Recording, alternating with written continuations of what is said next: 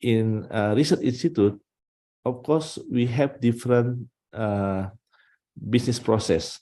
If we talk the business process in university, we in left-hand side, we can see the input and process. Here, in the middle is the process. With the input, we have student. Yeah, this a little bit different with the research institute.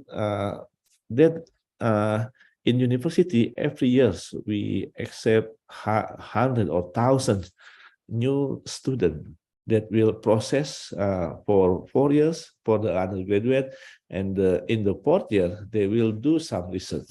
In case of master, there is master by course or master by research. In case master by research, where they will do 2 years research, and in case PhD program, at least 3 years they will conduct research during their student life. Yeah. And also about facility, funding, network, I think this is almost the same between university and research institute. Research institute and university together also have research facilities and also have funding. The funding can be provided from internal institution or can be obtained by research proposal, competitive based proposal, and some research funding from funding agency outside university, local, national, or international funding agency. And network.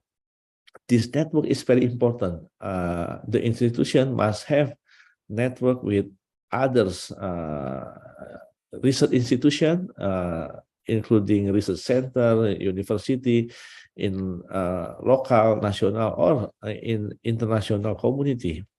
And the other's input is the manpower, the professor, the lecturer, the researcher. So these all three input together, processing and give something. Yeah, and then from the input process, deliver the output. In case for university, this is also special. We have fresh graduate, yeah, fresh graduate, undergraduate, master graduate, and also PhD graduate. Together with the graduation of the student, yeah, when they do the research project in the final year of their, for example, undergraduate or during their study, master or PhD, when they graduate, usually it's together with the research output. Yeah, they must write the master or dissertation, master thesis, or final project for the undergraduate. Their research project usually can be written into an article, scientific article. The scientific article can be published in journal, and then after a few years, it will harvest the citation, depend on the quality of the article. So as a fresh graduate, the student be and then process and then fresh graduate as the output of the processing in the university, they will have knowledge, problem solver, entrepreneurial skill, social and life skill. Beside their hard skill, for example, if they learn in electrical engineering, in chemistry, for example, they will have competitiveness in chemistry, and when they are in university, they also do many extracurricular activities. So beside the hard skill electrical engineering, they also will have some social and life skill, and then also the we expected the entrepreneurial skill. Beside the research output, as article, the type of the output also possible, such as prototype. In case of engineering, it could be also a prototype, and the prototype of the products related to the related to the department of the study, and prototype related to electrical engineering, prototype related to material engineering, related to chemical engineering, related to civil engineering. So it depends on uh, uh, the type of the department. And this prototype also can be protected by the intellectual property, patent, industrial design, trademark, copyright. And also the professor, lecturer, and researcher in university can also do consultant services based on their expertise for the industry. And finally, we consider not only output, but all of this input, process, and output, it should deliver the impact. Yeah. We usually measure the impact by reputation. The output can, for example, article can give reputation for the authors. Who is the authors? The authors can be the faculty member, the student, and all collaborator, researcher collaborator, who do together in article research processes, and it will give reputation for the authors. And also the IPR, yeah, consulting services, if they're successful and very good in their services, they also will famous in their field. So the reputation of the personnel, the reputation of the professor become the reputation of the department, and become the reputation of faculty, and then become reputation of the research center and university. So is intangible asset, and then the second is revenue. From the prototype, patent, industrial design, etc., consulting services, this can give benefit for the institution, a revenue for institution. And this impact, reputation, and revenue finally can give the glory of the nation, economic advancement, and also public enlightenment in based on the activities in university.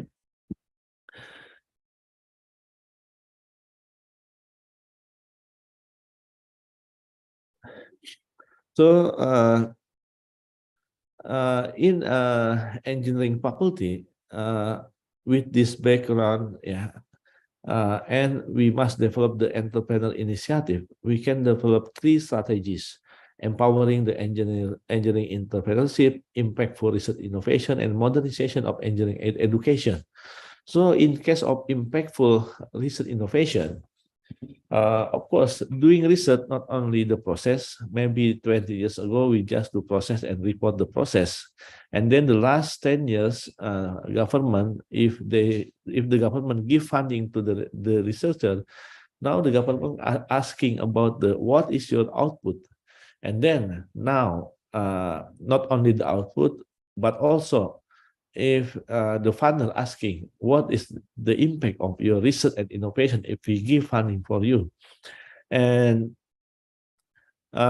in case of the engineering school, faculty of engineering, we can develop some excellent program. One of them is reverse engineering center.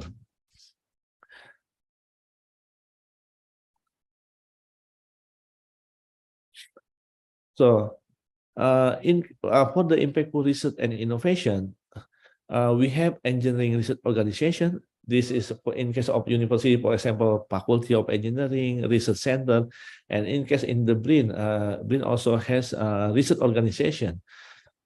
So in this research organization related to engineering, the researcher, in case of university, they have researcher, facility, and student. And in case of the, for example, in BRIN also, they have researcher, facility, and student coming from the university in their final years to do some internship to do some research. And then there will be an intellectual property invention, and then fundamental research funding also will coming by the activity design in the research organization. And then we cannot do alone. Yeah, we must do collaboration, a platform for multidisciplinary technology development and product co-creation and reverse engineering. Also related, sometimes triple helix. Sometimes we also more comprehensive with pentahelix. We the co-creation, partnership, and collaboration involve the researcher inside the engineering research organization or faculty of engineering, and also engage with industry, business, government, alumni, and also society and community and media.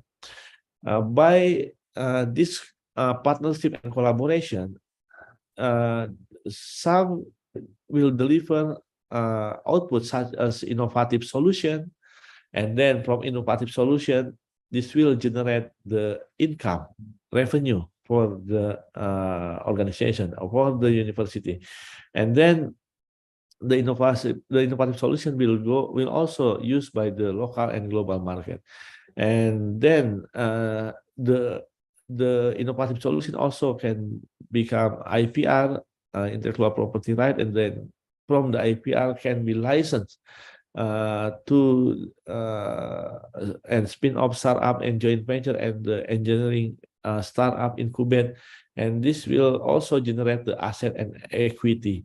So when we do R&D in research center, research organization, and faculty of engineering and science, for example, this have to involve industrial entity, business entity, government, and many network. Yeah, so by this process, must engage with the local and global market, and also the hardest part is how to make the research result, to give innovative solution, to give license, so that we can get revenue from the market, and then the asset and equity for inside the university or research center.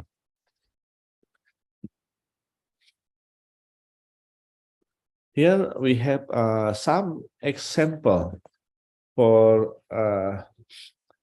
the impactful research and reverse engineering. For the reverse engineering, here we study the original product. Yeah, we analyze the product, and then we do some engineering process to improve, to give more better process, more added value of the product, and then after we do some reverse engineering, and then we will have a prototype. The prototype will be testing, standardized, and then become a product again, and the product will be goes to market, and then this can be a cyclus to do reverse. And for example, the activity to increase the value of technology product, either by modifying it or by adding feature of the product from prototype 1, prototype 2, and then industrial production. For reverse engineering center, we have a strategy by pull demand and push supply for the product design. So we and also beside the process by pull demand and push supply for the product design, we also need input for the seed funding. Seed funding can be provided by internal institution, and also supporting grant by making a proposal, offering the product, and then get bigger support for the product development, standardization, until the product can be accepted in the market. And then this product will be equipped by the intellectual property, synergy with the sponsor.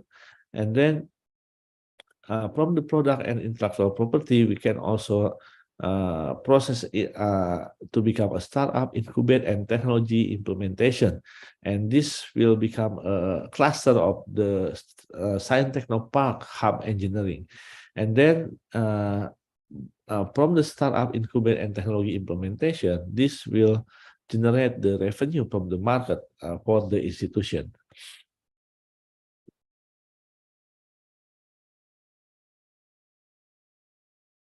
Okay. We have several products related by the reverse engineering process. And here we will give an example for the defense and health product that has been produced in our institution. This is a bulletproof helmet using reinforcement epoxy resin. This is the flexural strength of the carbon fiber with 12 ply has a value of 162 megapascal. The pattern of the damage on the carbon fiber sample is impermeable to bullet experiences damage on the surface of the metric layer, and some of the fibers are cut off. So they were still able to withstand the impact of the 38 Special Taurus handgun bullet does not cause hole. Yeah. So by using a gun, the bullet cannot make a hole. Yeah. The material have a strength to overcome it. Composite material are able to withstand with 38 Special Taurus handgun bullets. The flexible characteristic of the Kevlar causes the sample cannot be tested for flexural strength. The damage pattern of the Kevlar that is impenetrable by a bullet undergoes of the decolorization process, which causes the area around the bullet hit the change color to the fat. In addition, there is a burning process that causes a change in color to black in that area that it should by the bullet. The burning process is caused by the friction between the bullet when hitting the Kevlar sample. The pattern of the damage on the Kevlar that is translucent by bullet experience a change of color due to the friction process that causes heat. In addition, 6-ply, 9-ply, and 12-ply Kevlar fibers are cut off in the area that is hit by the bullets and cause hole. Composite material with 9-ply and 12-ply Kevlar layer is able to withstand 38 Special Taurus handgun bullets.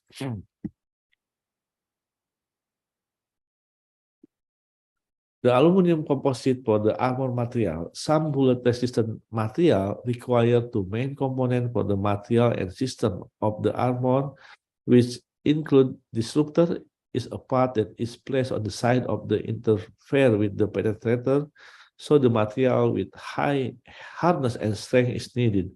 And then the second part is absorber. It is a material that is placed on the next side to absorb the residue from the penetrator. This material is characterized by high ductility and the ability to absorb the energy. From this ballistic test, the data will be obtained in the form of velocity before impact and velocity after impact. The following conclusions are related to the aluminum composite test as a candidate for armor material. Armor aluminum material casting product with nano silicon carbon, nano titanium carbon, and nano aluminum oxide have ballistic resistance at level 2, while nano silicon carbon reinforcement can last up to level 3A, especially with a nano silicon carbon content of 0.3% fraction. So the 2024 hybrid composite laminate, both without and with impregnation, have good ballistic resistance at level 2, impermeable to the resistance at level 3A. The addition of the number of Kevlar layers shows an increase in mechanical properties, ballistic resistance, and impact value in impregnated and non-impregnated laminated composite that are shown by the decrease of the diameter and increase of the penetration depth of each laminated composite. We can see in the figure, this is the result of the testing using bullet for the aluminum composite. And also we have some other product. This is artificial intelligence for the drone. The drone has 6 arms with 6 propellers. It is capable to lift a 22-liter water tank. It can be used for spraying plants, lifting camera, and other loads, such as medicine, food, and clothes in the area that are affected by disaster. The crucial thing is the stability of the drone during takeoff, however, hovering and landing. The stability is determined by the lift power of the 6 properties that are the same at each total position on the radio control transmitter. Because of that, it is necessary to equalize the lifting power for the 6 propeller. One of the methods that are developed is by using an artificial neural network. The hexacopter uses 6 motors to rotate the 6 propeller. The hexacopter lift power is obtained from the thrust that is generated by the 6 propellers. There are 2 types of frame configuration, the plus type and the type in the research, and the type configuration is used. The advantage of the hexacopter are the ability to take off and land without needing a long runway, and it has good hover and maneuver ability. There are several types of multi-rotor design that already exist, which are adapted to the need of the lifting power. Because of that, it is necessary to add a motor so the required lifting power is fulfilled. However, the addition of the motor, there will be additional problem as the system becomes nonlinear. Thus, it will be more difficult to be controlled. And then we can summarize some other product. We also have antenna and microstrip radar chaser for the traffic services, underwater rope makara, underwater survey using remotely operated, and also aluminum composite tube. Yeah. And now we also have some product, innovation product in health medicine. For example, during COVID, several university and also BRIN developed a ventilator that is badly needed by all those who suffering from COVID at the time. So we lack the equipment, and then almost big university and also BRIN developed the ventilator. In case of Universitas Indonesia, we developed the ventilator, the local emergency transport ventilator based on pneumatic system called COVID-22, COVID-20, to deal with the COVID. There are currently more than 8,000 ventilators that are distributed across to 2,867 hospitals in Indonesia. In March 2020 data, with the significant increase in the number of COVID-19 patients in Indonesia. And more than other 2,000 ventilators at that time is needed. During that time, the ventilator in Indonesia are obtained by import. With the COVID-19 pandemic around the world, the stock of the imported ventilators are limited. So several universities and also research center in BRIN developed ventilator to produce in Indonesia that can fulfill the domestic need. So several variant of the ventilator is now provided by local institution. This COVID-20 is a local transport ventilator that is developed by Universitas Indonesia ventilator team that has been proclaimed to pass the human clinical trial for CMP and CPAP and ventilation mode from the Ministry of Health in June 15 to 2020. And this is the description of the COVID-20. And then also air purifier with non-thermal called plasma. This device has been produced more than 600 units. These units are partly distributed in the form of donation to various hospitals. The rest of them are sold commercially at affordable selling price. And then the first two products is related to COVID-19. But now this is product related to incubator for baby. This already long history, and the researcher who invent this incubator don't commercialize this, but using this incubator for community engagement services. The incubator is one of the community services product of the UI incubator team since 2012 until now. 220 units have been produced and helped more than 3,000 babies in several locations in Indonesia through community empowerment. And here is some other products related to biomaterial, titanium implants, Indonesia propolis, jamu banjar stick, etc. And then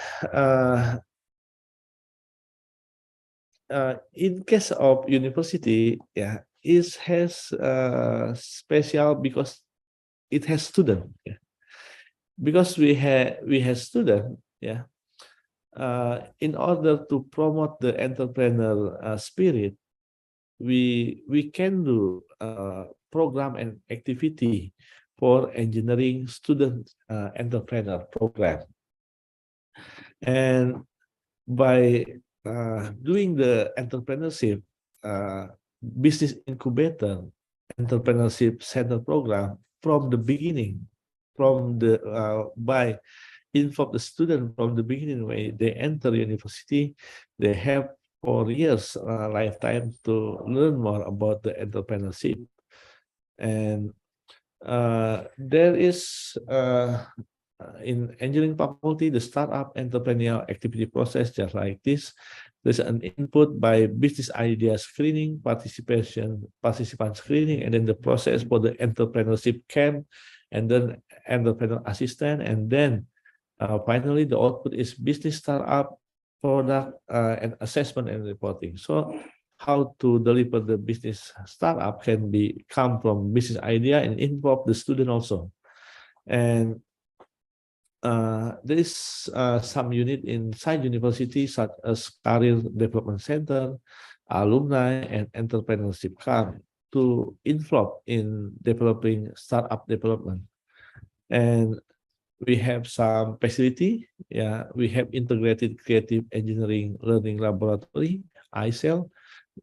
In that building, we provide working space, exhibition room, and also meeting room for the student, faculty member, alumni to discuss and develop the startup. We have some entrepreneurship camp seminar involving many mentors, yeah, and do some session, and also startup participant for the entrepreneurship camp in this year. And also we can develop the Technopreneur Club. Yeah, by Technopreneur Club we can gather members from various background related to entrepreneurship. And last, we also have entrepreneur festival for the student and alumni and faculty member who has startup company. Thank you. In university, there is special case. They have student as a continuing input. Yeah, they have lifetime depend on their study. 4 years for undergraduate, 2 years for master, and 3 years for PhD. During their study, they can involve with faculty member, professional researcher, doing some research, develop the product, doing reverse engineering center. So finally, that can give impactful research innovation by delivering the reputation and the revenue for their self, for their institution, and then finally for the economic growth of the country. Thank you very much. Assalamualaikum warahmatullahi wabarakatuh. Okay, thank you very much, Professor Harry, for the interesting talk. So I hope this presentation also impactful for us. So now we come to the discussion session. So we will have 15 minutes for the discussion. You may raise your hand or you may chat. You may type on the chat box if you have question to Professor Harry. Is there any questions?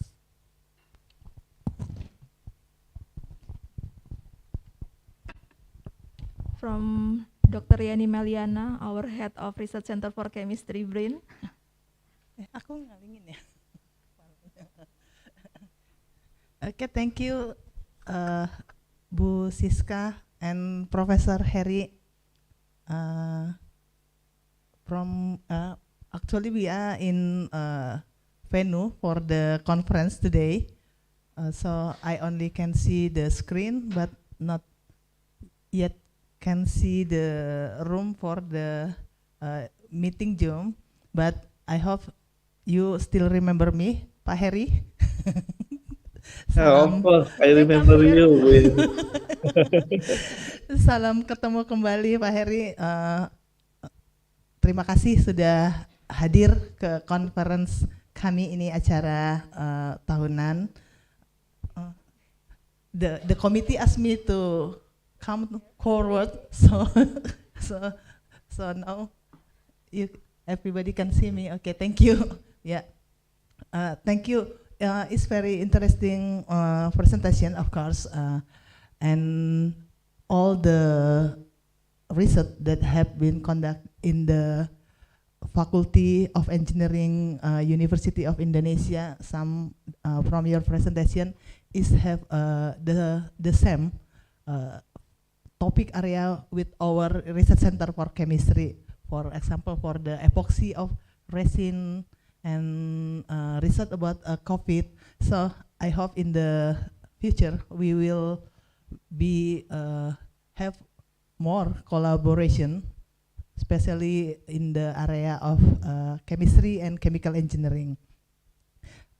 Like you said, this year we have several students apply for the post PhD and PhD from our research center, and some our student already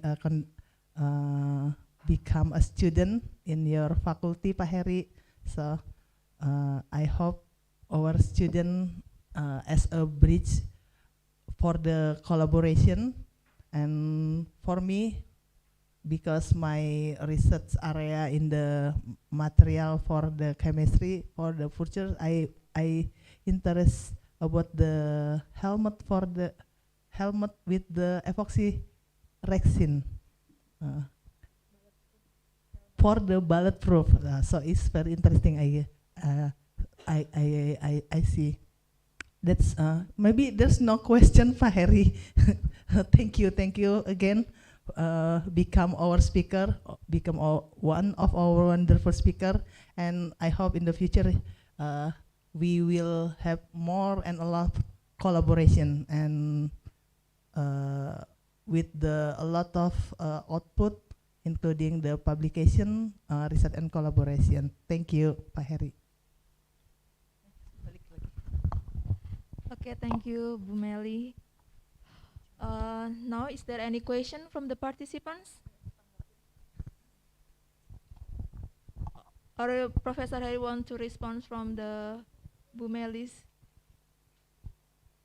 Yeah, thank you, Bu Meli. Yeah, uh, Bu Meli is my friend. Yeah, and I think there is no question but comment.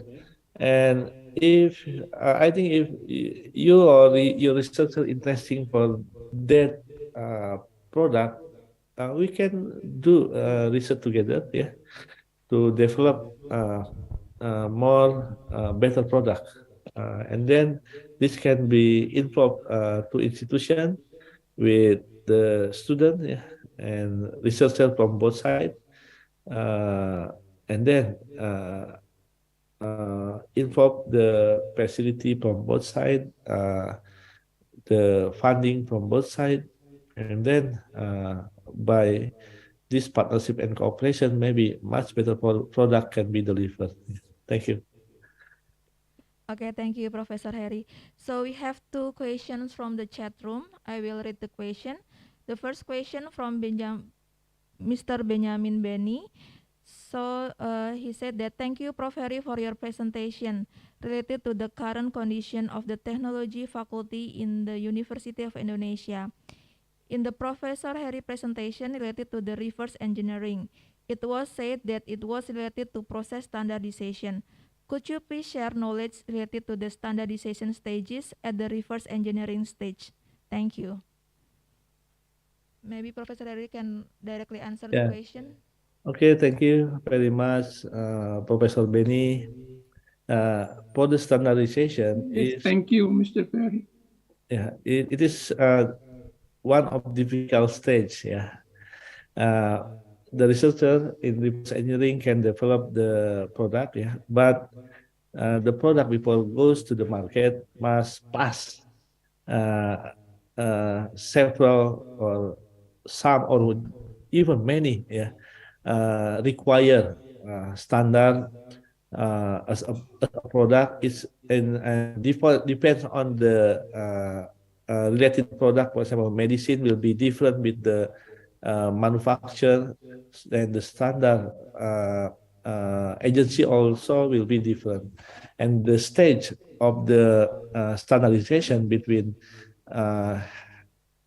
health product and, for example, mechanical product, it also will have different requirement and different standardization and different standard agency. So about the stage, it will be different based on the typical of the product. But in common knowledge, the standard will involve external agency, will involve standard related to who become the stakeholder of the product itself. Thank you very much, Professor Benny. Thank you, Professor Harry, for your sharing knowledge about standardization activity in your faculty. Thank you. Okay, thank you, Professor Harry and Mr. Benjamin. So the next question is come from Mr. Andy from PRTPS. So the question is there any opportunity for developing innovation of test kit about carrion chicken meat in your faculty? Because we will continue our study for the doctoral degree in University of Indonesia. Okay, for the carrion chicken meat, I think you must find suitable promoter or co-promoter, yeah. And also, a test kit is not only the research, but also you must learn, is there any existing test kit in the market? Yeah. So if there is any test kit in the market, so we can do the reverse engineering. But if the test kit is not existing yet in the market, so you must develop from the beginning. And yeah, about the carrion chicken meat is not my expertise. Yeah, so I only can suggest a general option. Yeah, find the suitable promoter or co-promoter inside university, or co-promoter from outside university, or even from industry, from poultry industry, for example. Yeah, and then study the existing test kit about the carrion chicken meat, whether it is exist or not. Yeah, if the already existing, so we can learn the benchmark study of the test kit, and then find where is the weakness, how to improve, and do the reverse engineering to deliver the better product of the test kit. Thank you very much.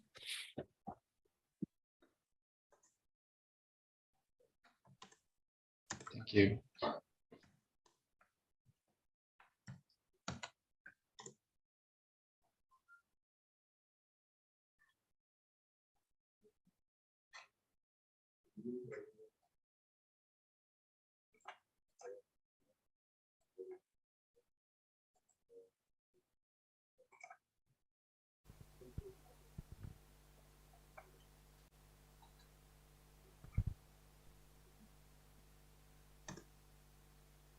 I think he's still talking with others.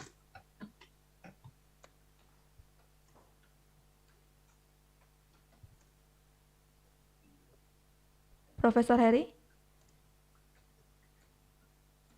Hello? Oh, yes, yes, yeah. Okay. Okay, yeah. I have maybe this is maybe the last questions. So based on your experience, what is the challenges for the multidisciplinary research collaboration from your experience? Okay. Okay. Would you repeat it, please? Based on your experience, what is the challenges for the multidisciplinary research collaboration to build the Okay. research collaboration? Okay. Okay. Thank you very much. So, for the challenges about the multidisciplinary is uh, first, yeah, the funding. First, the funding. The funding. In case of Indonesia, the funding in university and in BRIN may be different. Yeah. In case for the university, the funding goes to university first and then goes to the PI. Yeah.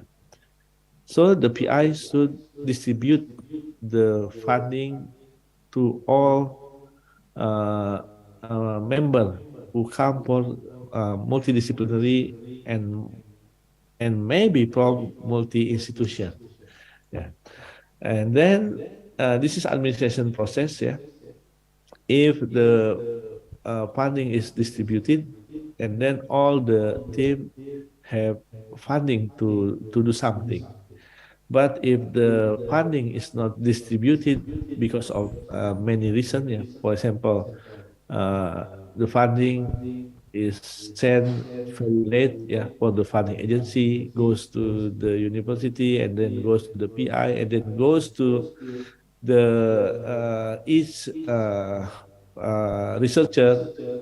So it's become many steps and some bureaucracy. That is a challenge. Yeah. So sometimes the researcher in various institutions in multidisciplinary collaboration do just do first their works by using the resources in their institution, and then the funding just like to reimburse, yeah, the the funding that they have been uh, used. So the reimbursement is not very good because uh, it's too late and it's too risky when the funding coming late, or even there is a risk when some funding is reduced or terminated. Yeah, that is in case for the funding. And then the second is uh, when various institution multidisciplinary with various background doing together, we need some holding for the consolidation for doing together. So in multidisciplinary need not only the expertise of each researcher, but also the management skill of the PI. Yeah, if the PI can harmonize, can orchestrated the teamwork, yeah, so the work will be done. But if the PI is very good researcher, but the managerial skill is poor, this also will be difficulty when distribute the work into various multidiscipline expertise of the members from various institutions. Thank you very much. But this is the Okay, challenge. thank you. Thank you, Professor Harry. So I think it's already 15 minutes for the question. So because Professor Meng Jiwang is already here, we will continue for the next presenter. So please give applause to Mr. Professor Harry for the presentation and for the discussion. And now for our keynote speakers, the second keynote speakers is, I will please welcome Professor Meng Jiwang from Department of Chemical Engineering, National Taiwan University of Science and Technology. Before Professor Meng Jiwang started the presentation, I will read the sort of her profile. So she graduated from Université du Maine, France, from her PhD in April 2002. And then now she is working as chairperson in Department of Chemical Engineering, National Taiwan University of Science and Technology, Taiwan. She also get many awards. There are French government scholarship in 1998 until 2002, and then the Excellency at Teaching Award from NTUST at 2007 until 2008, and Excellence in Advising Award from NTUST from 2010 until 2011, Outstanding at Teaching Award from NTUST from 2011 until 2012, Excellent Research Award from NTUST from 2012 until 2015, Excellency at Teaching Award from NTUST at 2018-2019, and the Excellence Research Award from NTUST at 2020 until 2023. So today she will deliver a presentation on the plasma techniques for applications in biomaterials. Professor Meng Jiwang, you have 14 minutes to present, and now the time is yours. Thank you. Can you hear me? Yes, I can hear you clearly. Yes. Great. Did you see my shared screen? Yes, it's already Oh, appeared. great. Okay. Thank you very much, Ms. Chairman, for your kind introduction. It's really my great honor to participate ISAC 2022 today. Before I start, I would like to appreciate the invitation from the organizing committee for your very kind arrangement. And I would like to thank Dr. Sudi Yamato for the communication. I really thank you for your patience and the kind arrangement.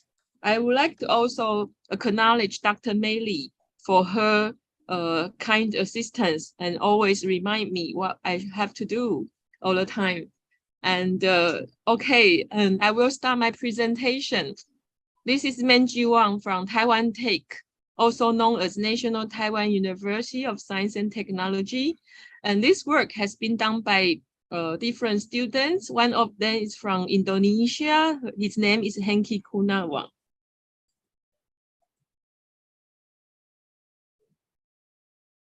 Okay, before I start, I'd like to tell you, actually, I would like to visit in person in Indonesia, because before the COVID, I go to Indonesia 5 times every year. But for the past 3 years, I don't have the opportunity to visit Indonesia.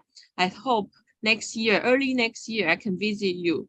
Now I'm far away from you for 3,800 kilometers. And we have a direct flight go to Jakarta. So I think we can go there very soon. And if you are interested in come to Taiwan, please let me know. And for your information, we are a very warm person here. And in my university, we have more than 500 students for master and the PhD from Indonesia. So we accommodate the largest student group from Indonesia. And we have a halal food in campus. And outside the campus, we have a beautiful scenery because Taiwan is very small. You have more than 1,000 islands. We have only 7 islands in Taiwan. So we look forward to welcome you in Taiwan. I look forward to invite you to come to Taiwan. So for today's presentation, I will start by giving you the background because my topic is plasma technique for biomaterial application. So I will start by introduce the biomaterial, the essential parameters and tissue engineering, and how plasma can do for biomaterials. Then I will give 3 examples on how we apply plasma to do surface modification, grafting, or anti-corrosion coating for the biomaterial application. So talk about biomaterial, there are so many different applications in different parts of the human body. Due to the insufficient of donor of the organ, so artificial organs are very important for these ages that we hope to help the patient to find a new tissue or new organ in as short time as possible. That's why biomaterial has drawn extensive attention in recent years. And for tissue engineering, that's the technique that people can use their own cell for the cell culture in situ, and then get the very good non-immunological interfered tissue or organ. So the idea of tissue engineering is to have the cell from the real person, and we design a biocompatible scaffold. Then we give the signal for the cell in order to grow well in human body. And this presentation will focus on the scaffold of tissue engineering. So the important consideration for scaffold, including biocompatibility, the high specific surface area, including porosity, and the very good mechanical property, at least similar to the mechanical property in human body. And we have to design the surface chemistry in order to accommodate the scaffold into the human body. And more important is the signal between the cell and the scaffold that we can design. Now I will present the very fundamental about the plasma. I was so honored and happy to heard that Professor Harry also mentioned about the plasma and the cold plasma in his presentation earlier. So plasma is called as the fourth state of the matter because in order to generate plasma, very high energy has to be applied in order to ionize the gas, which means for all gases, if we can provide very high energy, the electron can be ejected. When the electron of the atom or molecule were ejected, the ionization occurred, which is a very high state of energy that can be used for different applications. Usually, when we talk about the plasma, we can have most of the people use cold plasma or the vacuum plasma to conduct experiment. So this is the example for the plasma system, which is the vacuum plasma. If we introduce the gas or organic vapor into the upper electrode, and once we generate high frequency applied power, for example, radio frequency or microwave frequency, we can have very high electric field in between these two electrodes. So the active species generated, such as ions and radical, can bombard on the substrate to do surface modification. On the other hand, if we introduce organic vapor, then we can do coating, or we can do polymerization of the organic vapor inside the plasma. And the characteristic of plasma in the system, including it's a solvent-free and a very, very rapid process for the plasma fabrication for thin film or to do surface modification. So it's an extremely dry, extremely high efficient dry process. More importantly, all the species inside the plasma are neutral. I mean, the number of positive and negative ions has to be equal. That's why the overall situation of the active species inside the chamber should be neutral. So consider about the plasma interacting with the material. Here I give two examples. On the left-hand side is the surface modification. So by choosing appropriate gases, for example, nitrogen, argon, or oxygen, we can do surface modification for the topmost layer only, about 5 to 10 nanometer, which we only modify the surface without altering the bulk property of the material. On the other hand, if we introduce organic vapor such as oleoamide or any short chain of the precursor, we can coat a very thin layer on the top of the substrate without any selectivity, which means we can coat plasma polymer on any type of substrate with very good adhesion property. So I'm gonna start the very first example that we do plasma surface modification on bacterial cellulose, which was conducted by Indonesian excellent student Henki. So BC bacterial cellulose is an excellent material because it's a nature hydrogel-like polymer with very high porosity. And this is the SEM images. You can see there are fibers, nanofiber structure, and the mechanical property was great. More importantly, bacterial cellulose can absorb 100 times of the water than its own weight, which means it's a highly water absorbable material.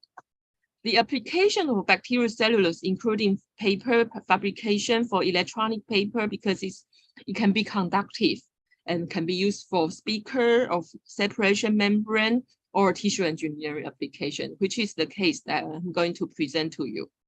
In this case, we apply different gases, oxygen, nitrogen, and the CF4 as the gas to modify the top layer of the surface.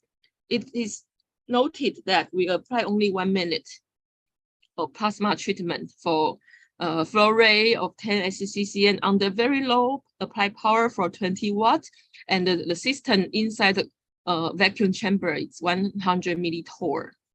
So to evaluate the plasma treatment on the bacterial cellulose, the first thing we observe that the bacterial cellulose show water contact angle about 30 degrees, which is quite hydrophilic. By applying oxygen and the nitrogen, we can see clearly that by 60 minutes, which is 1 minute of treatment, we can see that the water contact angle become 10 or 15, because nitrogen and oxygen can incorporate hydrophilic functionality. On the other hand, if we introduce CF4 as the gas, we incorporate the fluorine-containing species that the water contact angle increase from 30 to 120, which means the surface become really hydrophobic under only 1 minute of plasma treatment. If we consider the applied power, that by applying 20 watts, the surface become already very hydrophilic due to oxygen or nitrogen, or very hydrophobic because of the CF4. That's how we determine the parameter of plasma treatment to be 1 minute and 20 watts. Very mild condition. Then we conduct the cell culture. So we directly, because we want to make sure the plasma treatment can promote biocompatibility. So we culture the cell directly onto those plasma treated sample for different time period. We culture for 4 hours, 24 hours, and 2 days, 48 hours. And we verify the biocompatibility by 2 different assays, which is LDH and MTT. So if I can draw your attention for the pristine bacterial cellulose, it's in black bar. We can observe that for oxygen, nitrogen, the results show similar compared with the BC, the pristine sample, no matter how long we do the cell culture of L929. On the other hand, it is noted that for the CF4 sample, the cell numbers start to be different for 24 hours, that the cell is about 1.5 folds higher than the other group of sample. And for 48, the cell grow even better, no matter for LDH assay or for the MTT assay. We found that the hydrophobic surface can promote the cell growth for L929, which is the mouse fibroblast. We also confirmed by the suspending cell, which is a Chinese hamster ovary cell, that also only in this group, CF4 group, the cell show higher density. So we then observe the cell morphology, and we want to provide the qualitative result that you can see that on the pristine BC and the O2 nitrogen one, the cells are showing similar number. On the other hand, on the CF4 treated bacterial cellulose, the number of cells show much higher comparing with other groups. And the reason we believe that the surface functionality play the most important role, that's why we illustrate the mechanism of the cell adhesion and the proliferation by culturing the cell under the serine-free and the cell culture medium contain bovine serine. And we found the mechanism that the CF4 plasma treated bacterial cellulose can promote the cell growth because the serine in the cell culture medium dissolve much faster in the CF4 plasma treated sample, then further promote the cell attachment and the proliferation. So from this example, we illustrate the very topmost layer of bacterial cellulose after plasma treatment only for 1 minute can effectively promote the cell growth qualitatively and quantitatively. So by this example, I hope you can trust me that plasma is a very useful tool for promoting the biocompatibility of the material. Now, people always argue about the vacuum plasma by saying that, oh, we need a high vacuum system, we need to have a controller, gas controller, etc. So instead of vacuum plasma, people nowadays want to do atmospheric pressure plasma.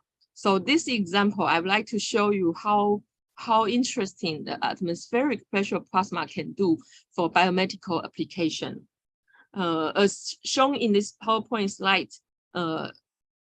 APP, we call APP atmospheric pressure plasma, can be very mild, that by the direct contact with the plasma, it's not very high in temperature, so we can do direct contact.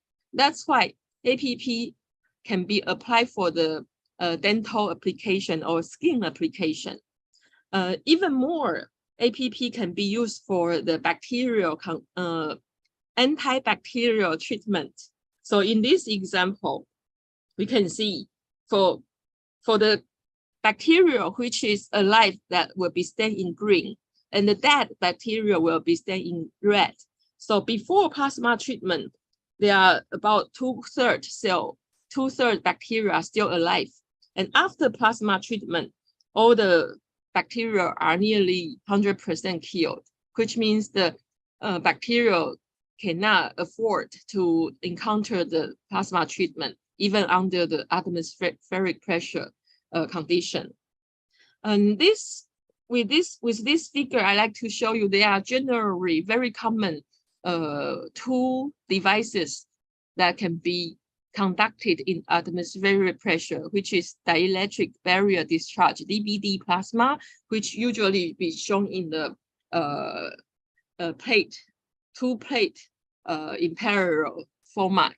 On the other hand, for the APPJ, atmospheric pressure plasma jet, that's like a pen style. So we can directly form the jet and use it to treat different sample. For example, we can directly use APPJ to treat the mouse, the wound of the mouse. So this example showing that for the control group, the wound closed about 10 days. At day 10, the wound on the mouse can start to close and eventually close for 2 weeks. However, for the plasma-treated wound, you can see clearly at day 10, the wound size is much smaller comparing with the control group and already recovered for 2 weeks. Oh, that's the report from the scientific report work. So in our case, we use the APPJ, use the atmospheric pressure plasma to deposit organic and inorganic hybrid film. We like to create new surface coating by using this APTES, 3-amino propyl triazoxysilane precursor. So this precursor show the unique functionality that NH2 is supposed to improve the biocompatibility, and the silane composition supposed to provide a good mechanical property. And previously in the literature, this precursor has already been applied for the wastewater treatment or protein purification, or to prepare the biosensor. In our case, our goal is to prepare the hybrid film, and we are going to also verify the biocompatibility of this hybrid organic inorganic film. The system we use is this APPJ. So work in the atmospheric pressure, and we apply the stainless steel as a substrate. We coat the thin film directly on the metal substrate. And the distance between the plasma jet and substrate is 1 centimeter, working gas 3 liters per minute, and the carrier gas is the argon. Working gas is nitrogen. And under the power of 80 watts, and the deposition time from 5 minutes to 60 minutes. So the first thing we want to verify about the plasma polymerized thin film is the linearity as function of the deposition time. So we found that, yes, indeed, the plasma polymer thickness increase as function of the deposition time, roughly from 10 minutes to 60 minutes. So we can deposit up to 100 nanometer thickness for 1 hour deposition. So you can imagine how thin the film is, and the deposition rate is 1.95 nanometer per minute. With this, I would like to also share, we have the technology to measure very thin coating or very thin film by different technology, for example, lithometry of the cross-section of the SEM. So the top view of the hybrid film show that by short time of deposition, we see the large particle and small particles. As we increase the deposition time, we can see that the surface become homogeneous with the particulate-like film, which is the precursor that slowly deposits on the substrate. And eventually, for the 60 minutes, the homogeneous surface can be observed, which means we can measure the thickness of the thin film, and we observe the surface morphology is quite smooth.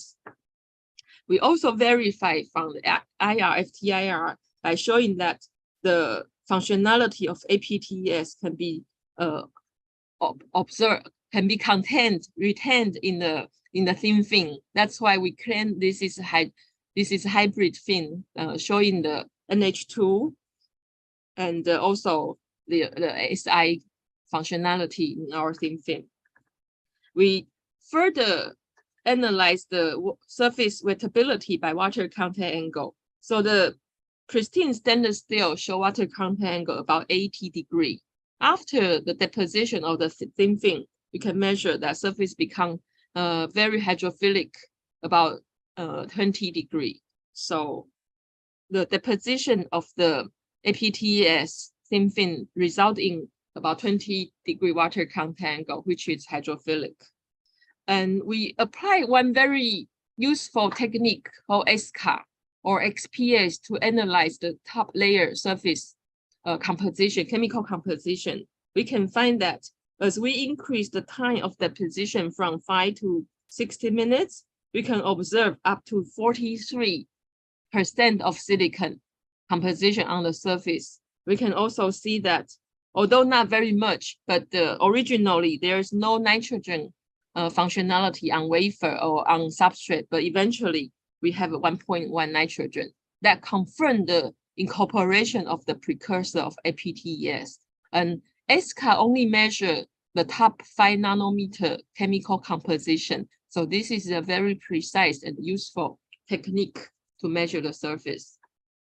And finally, we apply this thin film to do biocompatibility by culturing L929 on the thin film.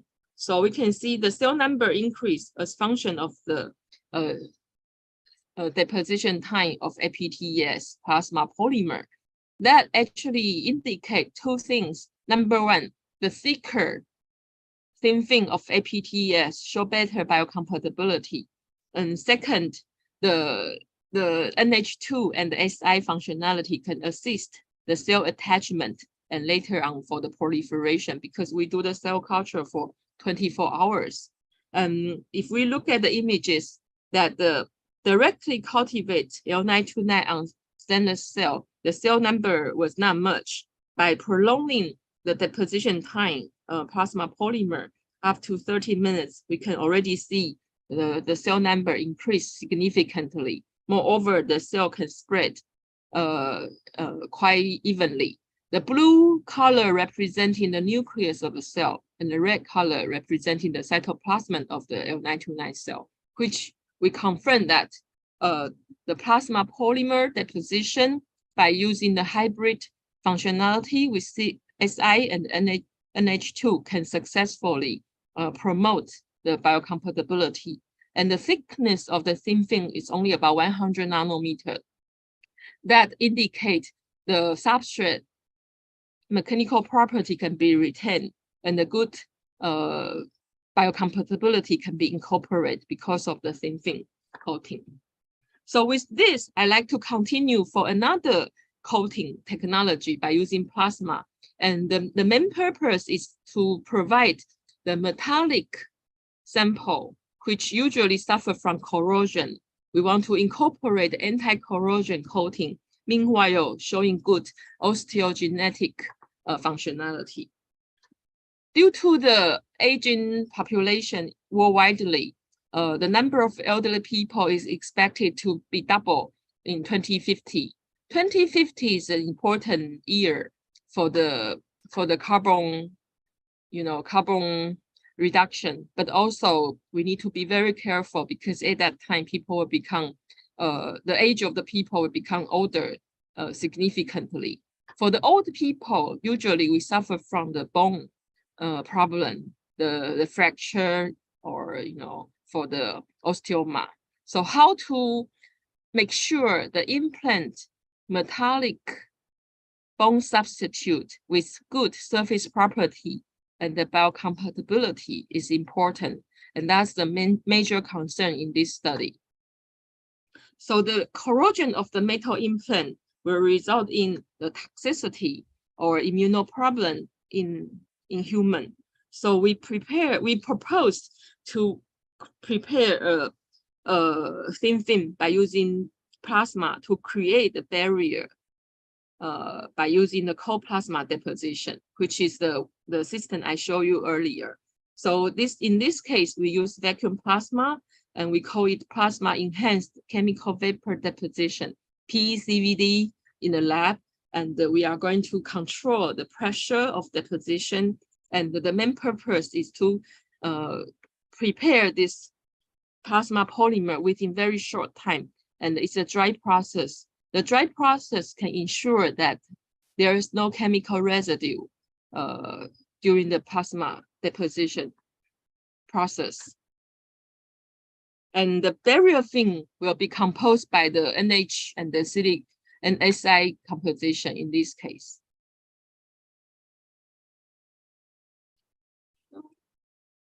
Okay, so instead, not only the corrosion property is important, also the biocompatibility of the bone implant is also important.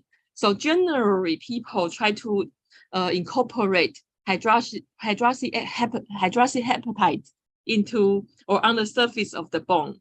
So people use 70% of the bone for the calcium phosphate composition. So in this case, we also want to incorporate the calcium phosphate in order to fasten the healing process for the metallic implant that we incorporate into the human body. So later on, we are going to show you how we incorporate calcium phosphate as well as the anti-corrosion layer. Comparing with the literature, people incorporate calcium phosphate either by plasma spray, wet methods, or high temperature calcination, or synthesis from biogenic sources, or by electrodeposition. Usually, the technique suffers from expensive equipment or waste energy, or there are some problem of byproduct or the environmental cost, for example, electrodeposition. So in our case, we use very simple method to incorporate calcium phosphate by alternative immersion, which means we immerse our substrate in calcium ions and phosphate ion alternatively to optimize the surface functionality of calcium phosphate. So in this goal, after introduce the calcium phosphate and the plasma system PECVD, we would like to promote the resistance of the metallic implant by plasma coating. And we want to improve the biocompatibility for the composite of calcium phosphate and our plasma polymer, which now is considered as PP-HMDSZ, where HMDSZ is the precursor we apply. PP represented plasma polymer. And we will analyze in different methodology. So this is the plasma system. Under two plates, we put the substrate, which is the stainless steel or silicon wafer. We apply the metallic substrate. Then we introduce the precursor or monomer of HMDSZ, and we change the parameters. For example, pressure, applied power, and the deposition time. In this case, the gas we introduce into plasma is oxygen as the carrier gas. So that's the step one. And secondly, we immerse the plasma polymer deposit substrate into calcium and the phosphate ion alternatively to incorporate the biofunctionality. So in this case, we have 4 groups in order to optimize the best condition for the anti-corrosion and biocompatibility. So you can see we alternatively coat the calcium and phosphate ion for either 1 cycle or 10 cycle. And the total thickness of calcium and phosphate layer are the same under the oxygen plasma treated and the plasma coated sample. So in this case, you can see we have a substrate and we have a PP-HDMSZ layer and the activated oxygen layer. And finally, the top layer is the calcium phosphate. So ACM cross-section gives us very clear layer of the coating we can see from this case. We can see either 9.3 or 14.1 up to 92 layer of our sample. This is the illustration of our coating. So we control the calcium phosphate layer by alternative immersion, and we can control the thickness of the biofunctionality layer up to 100 nanometer linearly.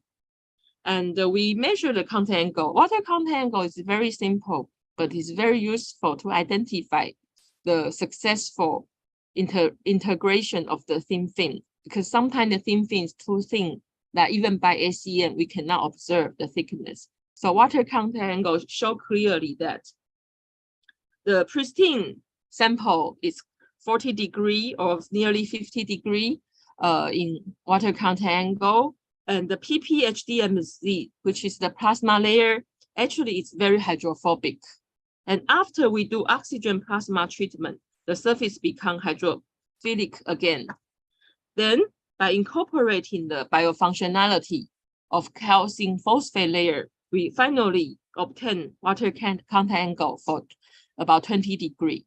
With this case, we also optimize the layer, the thickness, and the water content angle, which is the surface wettability of the bioactive layer. Again, we verify the phosphate composition and the amide concentration incorporated from the PPHM-DSZ and from the alternative coating layer.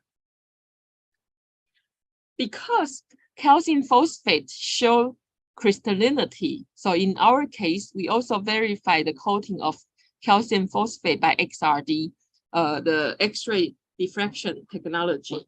So we prove that by using 5 cycle or 10 cycle of calcium phosphate in immersion, we can see clearly this DCPT peak, which representing the crystallinity of the calcium phosphate. And that was also reported as an important osteogenic functionality to improve the bone generation.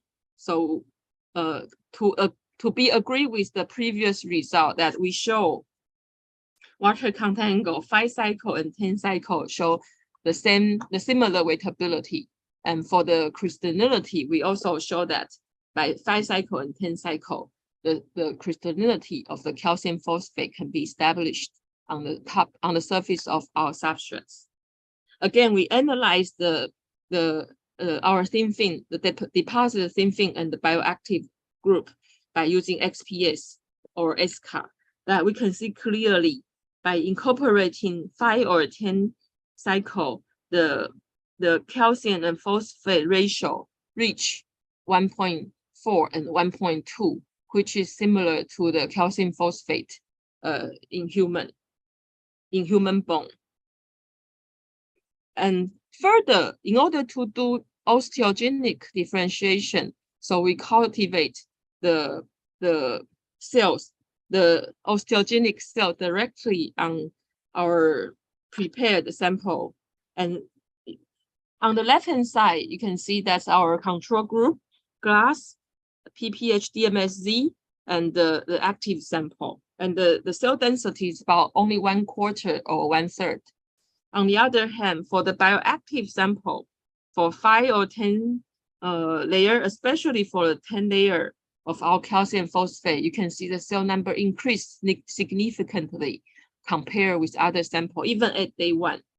By prolong the cell culture time up to 7 days, as you can see, the cell grow really well. Actually, for all the calcium phosphate group, the cell grows pretty good, which show that the coating of the calcium phosphate and the PECVD underneath layer really provide good biocompatibility.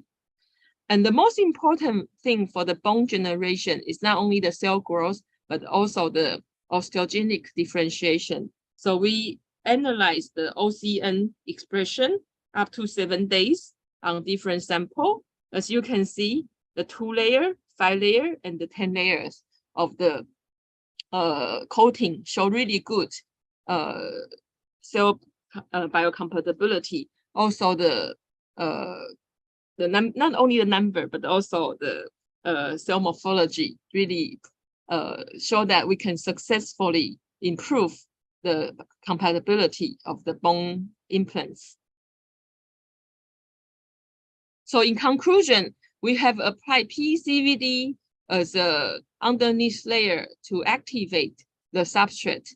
Then we incorporate the calcium and phosphate biocompatible or we call biofunctionality layer to improve the osteogenic differentiation. Then that can help us later on to do osteoconduction and osteoinduction study. And actually, our original plan is to do 3D bioprinting. This is the 3D bioprinting construct we prepared. So after this work that we do the 2-dimensional coating, later on we are going to apply the system, which means the PECVD and the biofunctionality system on the 3-dimensional construct for the 3-dimensional cell culture in order to promote the osteogenic or osteoinduction property for the bone implants. Recording stopped. Oh. So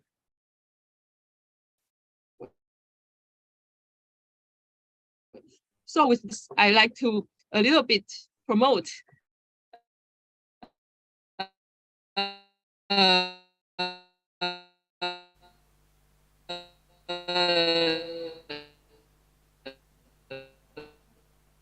my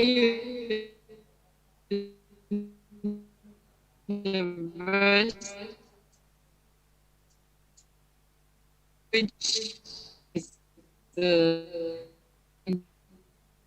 pay or whatever the only representatory press or have a similar program. So I hope we can initiate some collaboration, for example, Recording joint in research progress. or student exchange or dual degree. And I would like to also let you know the good news from Taiwan Tech is that for the global university employability ranking, Taiwan Tech ranked #1 in Taiwan. We are better than any other university for the university employability. And with this, I'd like to terminate the presentation that all the work were done by the master and the PhD student. And in the picture here, we have the student from different area of Indonesia, from Surabaya, from Jakarta, also student from Thailand, student from Taiwan, of course. And without the student, I cannot do anything. And we have a different plasma in the lab. We have 2 atmospheric pressure plasma. We have a 3 vacuum plasma. We have a radio frequency power supply, also microwave power supply. So if you have a chance to visit Taiwan, please visit my lab. And now I have students from ITS and also from UGM. So terima kasih. Thank you so much for your kind attention. Thank you. Okay, thank you very much, Professor Meng Jiwang. So, excuse me for actually we cannot see your face, Prof. So maybe you can move it a bit. Nah, that's clear now. Okay, so terima kasih. Sama-sama. So before we have the question and answer session, I would like to invite Dr. Yeli Meliana to say something to Professor Meng Jiwang or to greet her. Please welcome Dr. Yeni Meliana, our Head of Research Center for Chemistry, BRIN.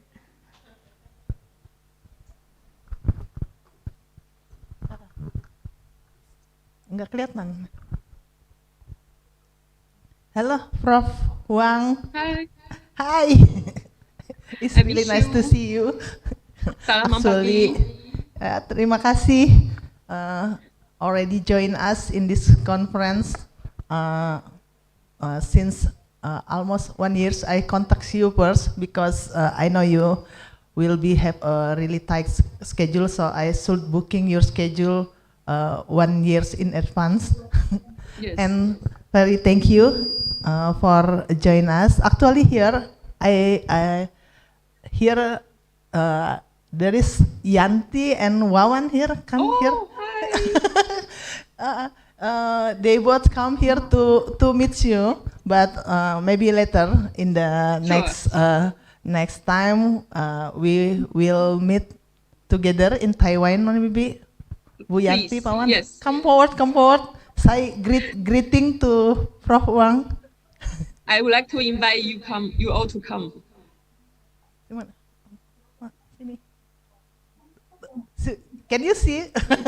Yes. Hi, Wawan. Hi, Wawan. Wawan. And here Yanti. Hi, Yanti. Hi, Dr. Yanti. Hi, Professor Yanti. Hi, Lawson. Nice to Selamat meet you, pagi. Lawson. Selamat Okay. pagi. Hi, ni hao. Hi, ni hao. Okay, we just come. We have also planned. I said to Meli we will come to this conference. I saw you as a speaker here. Just Yes. want to have a meet and greet with good time, but we can meet maybe next time in Next here. time I or- will go. Yeah. Yes. Okay. Okay. Nice to meet you, and we have a warm regard to you all the our Lao Sư there. And Yes, I will pass your greeting to all 老师。谢谢。 okay, thank you, Lao Sư. And maybe you want to say something? No. Thank you very much, Prof. Wang. Hi, Yes, hi. nice to meet you again. Yes, actually, just in online. Yes. Hopefully, next time we will meet directly.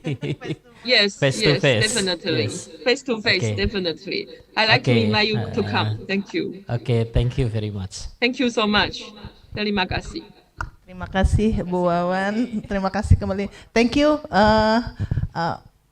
Lause.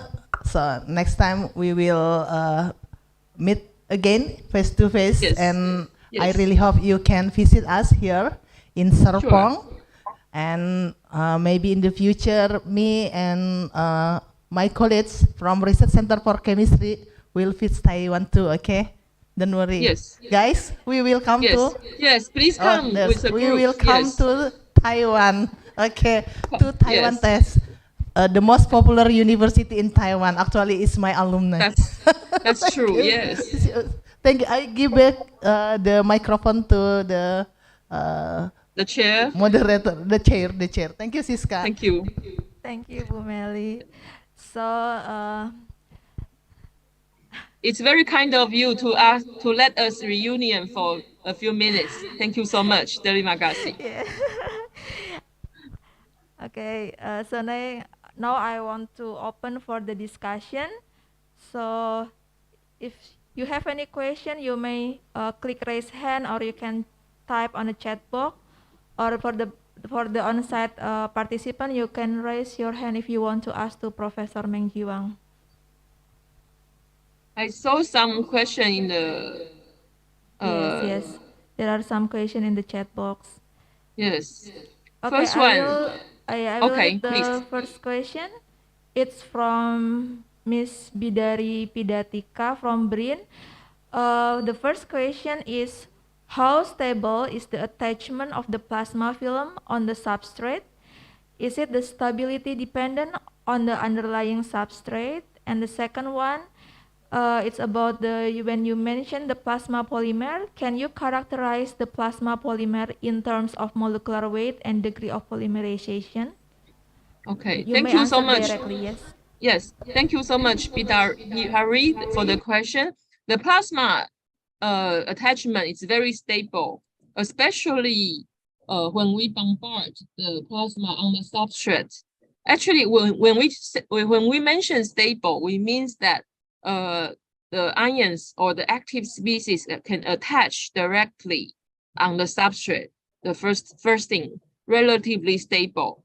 If we want the functionality stay for good, then we need to do the general radical polymerization. We need to terminate the reaction. So if we can terminate the reaction, it will become even more stable. Or if we consider about application, you see, I have 3 examples. We always do cell culture. So the very best way to make sure the sample is stable is to prepare a sample and directly do cell culture. The advantage of plasma is that during the plasma process, the sterilization is also achieved, which means after plasma polymer deposition of plasma surface treatment, we don't need any further sterilization process. So we incorporate plasma thin film, or we do surface modification, we go directly for cell culture. In that case, it's very, very stable. So for the anti-corrosion work, as you can see, the number 3 application, after we do plasma treatment and the plasma thin film, we directly do calcium and phosphate incorporation, and the sample is very stable. That's the first question. For the second question, can we characterize plasma polymer? Again, it's a very good question. Each year, we have a plasma workshop in Taiwan. Usually, I start from telling people, explaining plasma polymer is different from the conventional polymer, because in plasma polymer, it's a highly cross-linked polymer, which means even we measure the molecular weight, we can measure the molecular weight by GPC, for example. The molecular weight will be different from the, if even we use the same precursor, the molecular weight will be higher because the highly branched and the highly cross-linked structure of the plasma polymer. That also means the PDI will be huge because the molecular weight distribution is not as uniform as the conventional radical or ionic polymerization process. That's a good question. Thank you. I hope I answered your question.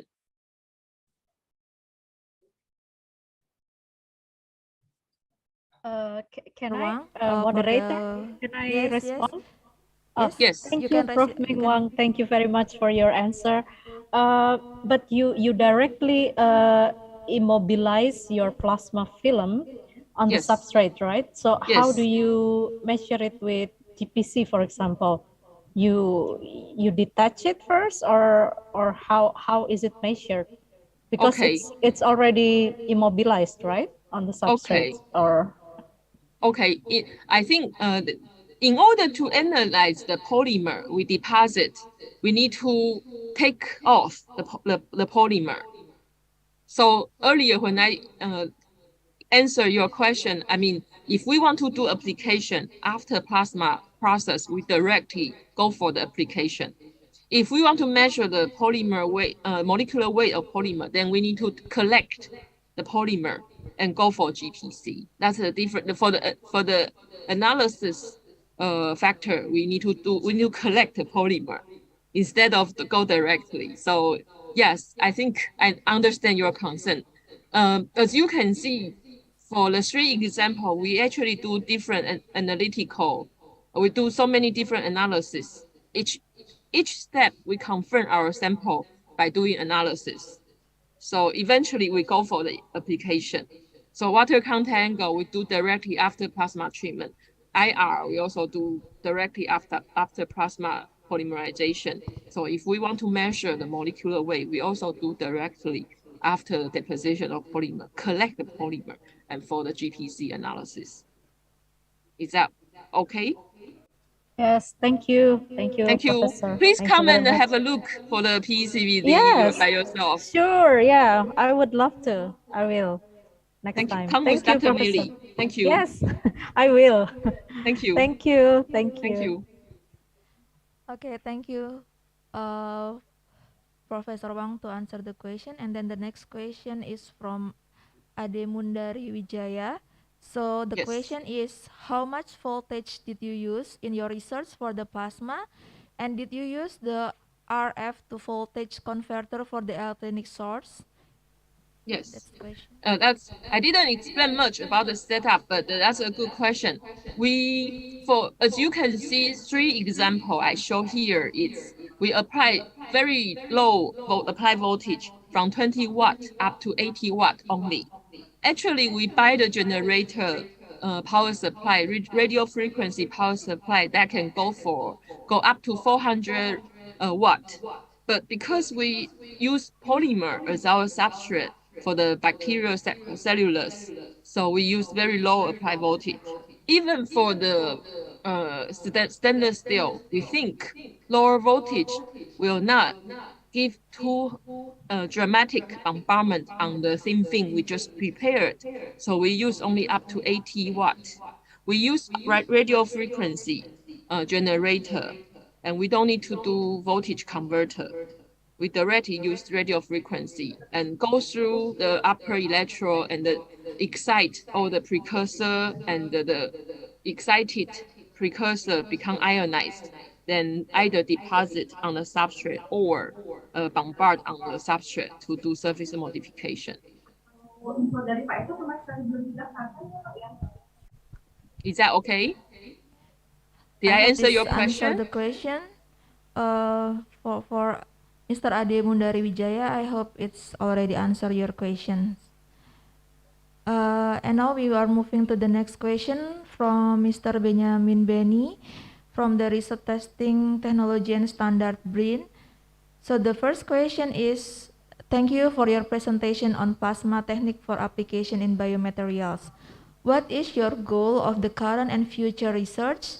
And the second question is, could you please short explanation on the type of plasma technique of plasma, including human plasma, animal plasma, and plant plasma? I think it is very different plasma and different technique to use for the analysis of the plasma. Thank you. Okay. Thank you very much for Benjamin for your question. It's a good question. You know, plasma is the most important technology for semiconductor. In Taiwan, we have TSMC, even it's going to move to USA. And in all the semiconductor company, more than 70% instrumentation use plasma. That's something people might not know, but plasma is so important in the semiconductor fabrication process. Then you are going to ask me why I don't use plasma for semiconductor, but for biomaterial. Yes, this is a good question. I think to live longer, to live healthier, it's important. For semiconductor, we have already so many people working on that. So I can work on that, of course, and I also work on perovskite solar cell, but I prefer so much to improve the human well-being by using plasma. As you can see, by only 1 minute, only 1 hour, we can improve so well the biomaterial. So the example I show you is to apply either vacuum plasma or atmospheric pressure plasma to prepare biomaterial to improve human well-being. And the future work is that we are going to induce the stem cell differentiation route by using plasma.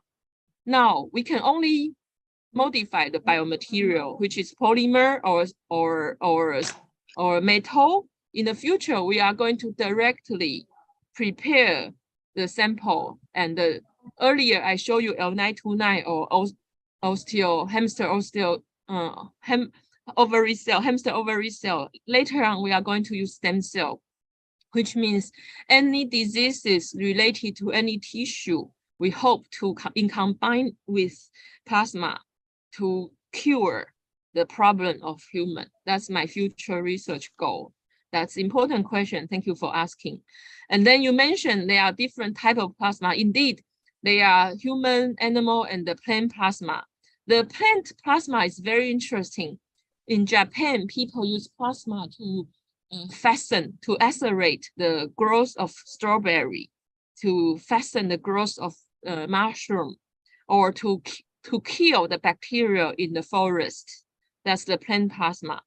For the animal plasma, I will say it's actually strictly related to human plasma. Before human experiment, we have to conduct the experiment from animal. That's why animal plasma is important. The example I give you for the wound healing, we do on the rat or mouse first. Once the animal plasma work, we will apply directly on human. Actually, the skin whitening by using plasma is already very popular in Korea, and the teeth whitening using plasma is already very popular in Korea. Some countries still have the legal problem. That's why they don't have it, but it was proved to be very effective to shine the teeth directly by plasma. The teeth become white directly.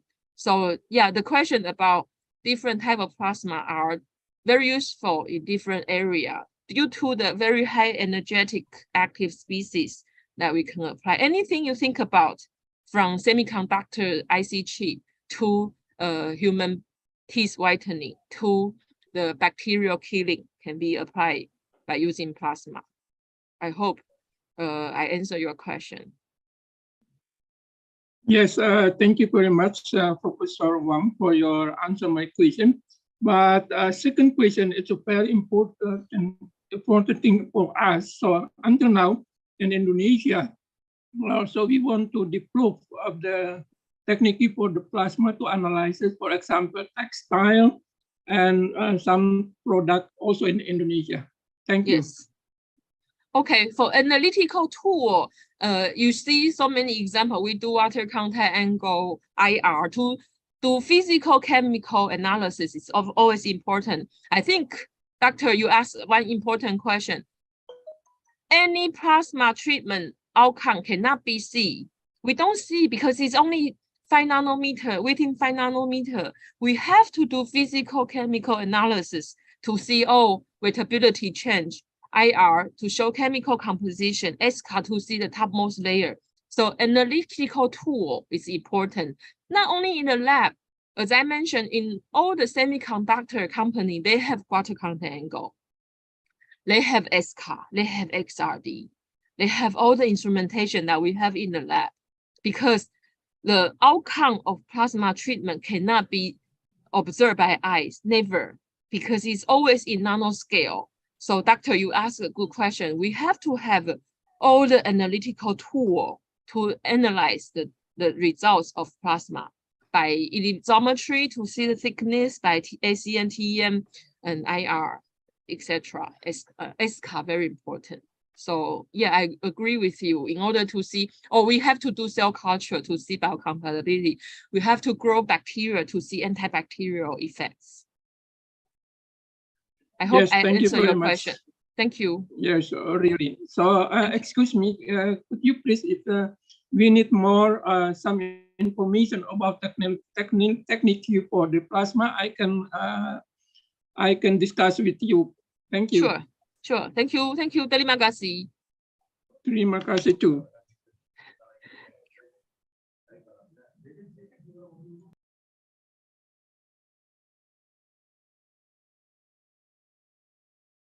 Yes, I cannot hear you, Ms. Chairman. Can you hear me now? Yes. Okay, so we have another question from Mr. Benny Ramadoni. So the question is it possible to modify or attach or graft some other polymer on the surface of powder homogeneously, for example, on the surface of silicon nanoparticles powder? Yes, I would like to show you one example for anti-fouling, but due to the time limit, yes, actually plasma play a role for activation. So in the case of powder, my suggestion and recommendation is to activate your silicon nanopowder first, because the particle surface was activated, then it can facilitate the further grafting. So once we create the active site, for example, I don't know, OH radical or other radical, then usually the radical created by plasma can facilitate the further grafting. It's a good idea, and already some people do that in the literature. Okay, I hope it's answer the question from Mr. Benny. So, is there any other question from the on-site participants? So quiet here.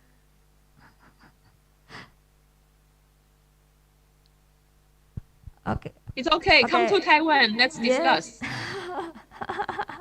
I'm looking forward to your visit. Okay, maybe one question from me. So I'm interested with the research about the wound treatment that you use plasma. So my question is there what is the mechanism of the plasma so you can close the wound very fast, only in a few days? So great. Yes. Good question. Actually, we also conduct the same experiment in our case. The two most important mechanisms that can fasten the wound healing, one is it's a dry process, and second is it kills the bacteria. Actually, when we have a wound, usually you can see the liquid coming out from the tissue. So the liquid state was found not favor for the wound healing.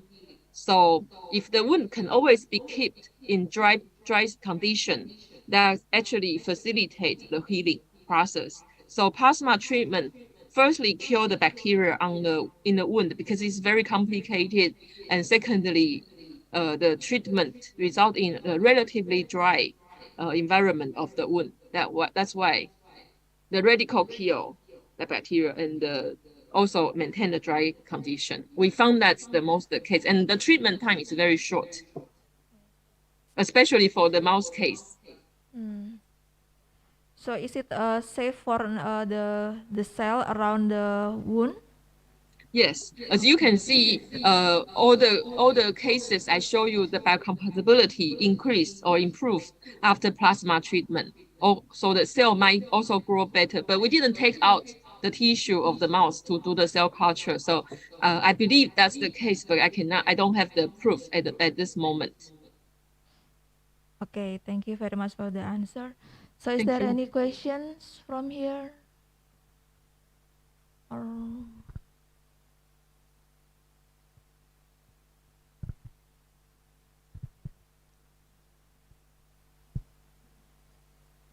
okay, if there is no more question, I will end this discussion session. So thank you very much for Professor Meng Jiwang for sharing the interesting topics. And please give applause to Professor Meng Jiwang for his talk. Thank you so much. Terima kasih. Terima kasih. Terima kasih, Prof. Wang. Terima kasih. Thank you. Okay. Thank you. Okay, finally, we have end our plenary session. So thank you for all the participants and all the keynote speakers. On behalf of the committee, I would like to apologize for any technical issue. Yesterday, Mr. Roni already opened the plenary session with Pantun, so today I will close the plenary session with Pantun. Okay. Scientists work in a laboratory, making solution in a beaker. Let's end our ISAC plenary. Thank you for all the speakers. Thank you everyone and good morning.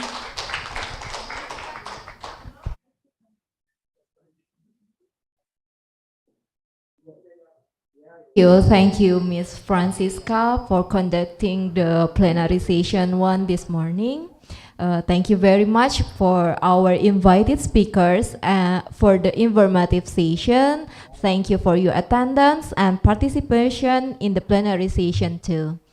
To our invited speakers, Professor Heri Hermansyah and Professor Meng Jiwang, we would like to give the certificate to you through Zoom meeting online.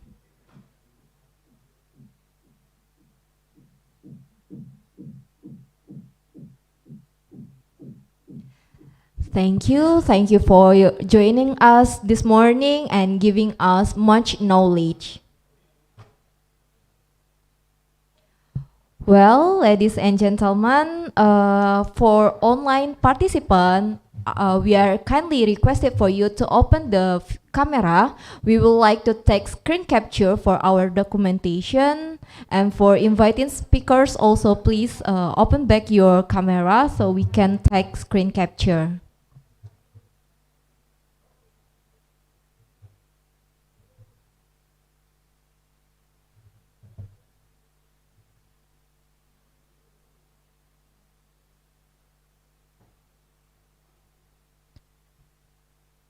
All right, committee, is there? Okay, wait.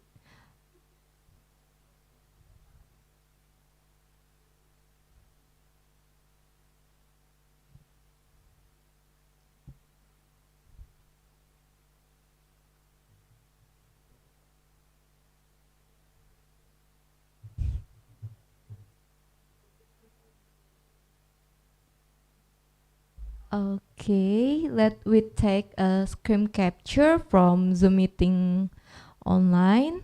Let me count 1, 2, 3. Okay, for the second slide, let me count 1, 2, 3. Okay.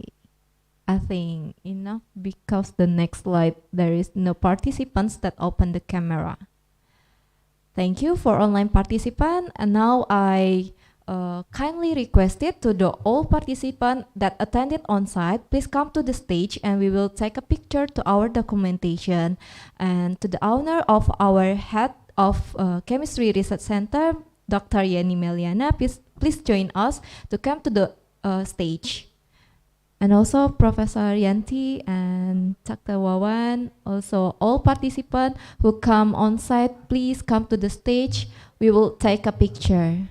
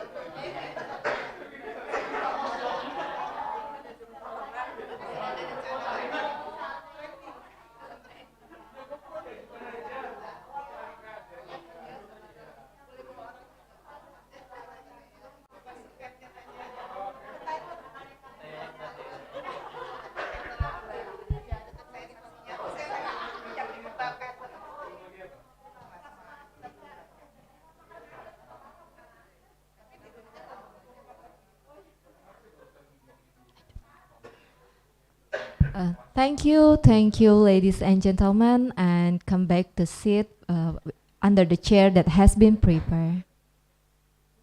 Okay, well, ladies and gentlemen, after this session, we will have a coffee break. You can enjoy the snack that has been prepared from committee, and then break time session will be at 11:30 for lunch. But before break time session, I would like to tell you some information. We will continue 2 parallel sessions at noon. The first parallel session will be start from 12:30 until 3 p.m. and the second parallel session will be start from 3:15 p.m. until 5 p.m. But please join us 10 minutes before the schedule. And for online participants, please join us at the closing ceremony at 5 p.m. in the main room of Zoom meeting. And for on-site participants, please join us for closing ceremony on this room. Well, ladies and gentlemen, the parallel session will divide it into 4 rooms. The first room of parallel session 1 with the topic of analytical chemistry will be moderated by Mrs. Aprilia Nurtasviati, Master of Science, and the second parallel session with the topic of Hyperbranched macromolecular chemistry with the moderator of Dr. Anita Marlina. The first room of parallel session will be held at this room for on-site participants, and for the online participant, you can choose the breakout room number 1. For the second room of parallel session 1 with the topic of catalysis, hyperbranched macromolecular chemistry, the first parallel session will moderate by Dr. Osi Arutanti.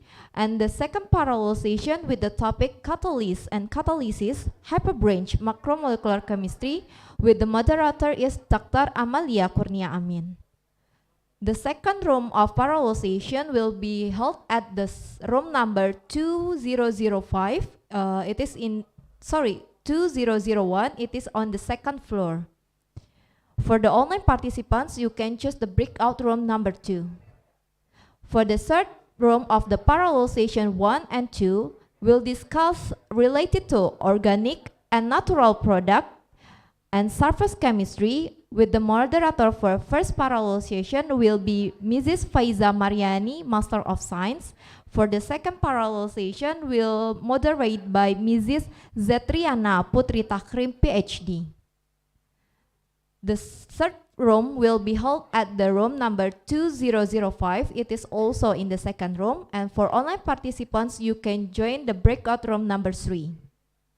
For the fourth room of the parallel session, we'll discuss related to process design and chemical engineering. The first parallel session with the moderator is Mrs. Ari Mauli Fahada Putri, Master of Engineering, and the second parallel session will moderate by Dr. Saipur Rahman. This room will be held at the room number 2007. It is also in the second floor. And for online participants, please join breakout room number 4. Well, ladies and gentlemen, we hope all the participants, both on site and online, will be joined in each room until the end of this day. For the online participants, you can choose the breakout room freely. Thank you and enjoy your conference. Assalamualaikum warahmatullahi wabarakatuh.